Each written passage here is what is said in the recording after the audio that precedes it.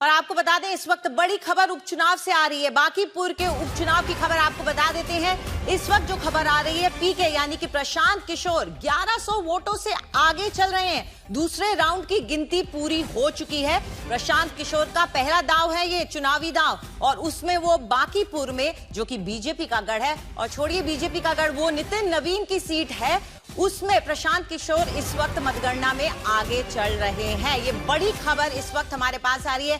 1100 से ज्यादा वोट से आगे प्रशांत किशोर जो लगातार जनसुराज के जो संस्थापक है, वो वहां पर काम करते आए हैं। इस बार उन्होंने अपनी पूरी ताकत झोंक दी है इस सीट के लिए, और मतगणना में इस वक्त वो सबसे आगे चल रहे हैं। तो इसके मायने जानने के लिए आइए सीधा रुख करते हैं हमारे सहयोगी शशि भूषण का।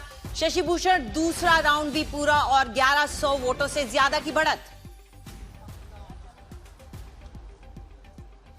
बिल्कुल, देखिए थोड़ी देर पहले मैं बता रहा था कि सोर्सेज बता रहे हैं कि दूसरे राउंड में भी प्रशांत किशोर को लीड है। तो अब ऑफिशियल कंफर्मेशन है, इलेक्शन कमीशन ने अपडेट भी कर दिया है। 1161 वोट से प्रशांत किशोर दूसरे राउंड की काउंटिंग खत्म होने के बाद आगे चल रहे हैं। प्रशांत किशोर को कुल 3795 वोट मिले हैं अब तक, दूसरे राउंड की गिनती पूरी होने तक। और उसके बाद उनके ठीक पीछे 2634 वोट के साथ नीरज सिन्हा है, नीरज कुमार हैं, जो आरजेडी के उम्मीदवार हैं।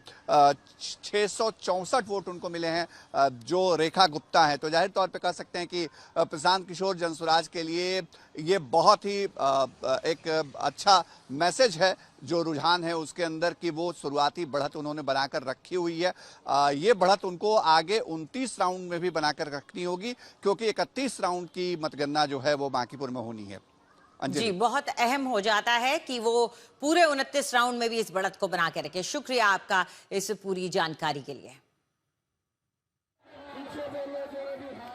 और ये तस्वीरें हम आपके लिए लेकर आ रहे हैं इसी बांकीपुर की सीट को लेकर के। एक तरफ प्रशांत किशोर जो लगातार अपनी मेहनत और ताकत झोंकते आए, लेकिन आगे भी चल रहे हैं, और दूसरी तस्वीर बीजेपी की है, जो लड्डू तैयार कर रही है, क्योंकि उसको आत्मविश्वास है कि वही इस सीट को जीतेगी। आखिरकार उसका गढ़ है बांकीपुर, तो उसने अपनी पूरी तैयारी कर ली है खुशियां मनाने की, सेलिब्रेशन की, और उसने अपने लड्डू तैयार कर लिए हैं। दूसरी तरफ प्रशांत किशोर जो लगातार चुनावी यात्राएं करते रहे, ताकत झोंकते रहे, कैंपेनिंग करते रहे, वो इस वक्त 1161 वोटों से आगे चल रहे हैं। और शुरुआती रुझान है, 2 ही राउंड हुए हैं। एक बार फिर से रुक करते हैं हमारे सहयोगी शशि भूषण का। शशि भूषण, कॉन्फिडेंस कुछ भी कहे बीजेपी का अलग है, क्योंकि वो अपने लड्डू तैयार करके बैठे हैं। बिल्कुल, और उनको ऐसा लगता है कि लड्डू खाने की बारी उनकी ही आएगी। हालांकि कई बार हमने लड्डू बनने के बाद भी माहौल उलट होते देखा है, क्योंकि जनता का जनादेश जो है सबसे बड़ा होता है अंजलि, उससे बड़ा कोई जनादेश होता नहीं है।